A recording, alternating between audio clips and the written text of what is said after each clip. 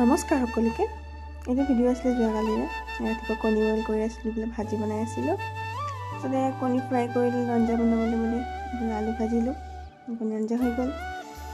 তাৰপিছত দুপৰীয়া ভাত সাজ খাই দিলোঁ, ভাজি কণী এনেকৈ। তাৰপিছত গ'লোঁ মা আৰু পিঠাগুড়ি খুন্দিব বৰমাহঁতৰ ঘৰলৈ। তাৰপিছত বনাব ইমান ধুনীয়া লাগিছে। এয়া মই আমলখি খাই আছিলোঁ দেই, মুখখন ফুলি আছে।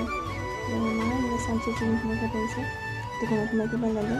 ৰাতিপুৱালৈ বৰমাহঁতৰ পৰা বৰকৈ কিবা চাই আছিলে পঞ্চিকা পিঠাগুড়ি খুন্দি বাহিৰ ইয়াতে মই ঢেকি দিছোঁ, মায়ে চালিছে দেই।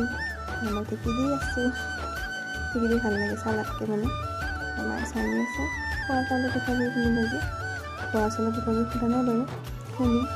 আপোনালোকৰ বিহু পিছে কেনেকুৱা চলিছে জনাব দেই।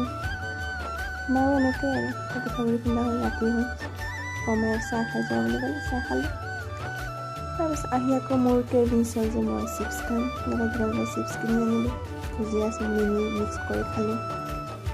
মিক্স কৰি ল'লোঁ গোটেইবিলাক একেবাৰে, ভালেই লাগে এনেকৈ খালোঁ। তাৰপিছত গ'লোঁ বহুত এখন জুই পোৱা কৰি চিধাৰ তাত ক্লে আছিলে বোলে, মোৰ বিলাক মই বনালোঁ এইবিলাক আনি আৰু তাৰ লগত মিলি জুই কৰি চাওকচোন খুবেই আইতাকক কি কৰিছে। ঘৰলৈ আহি আকৌ বুটৰ দাইল বনালোঁ, তেনেকৈ আৰু ৰুটি খাম বুলি।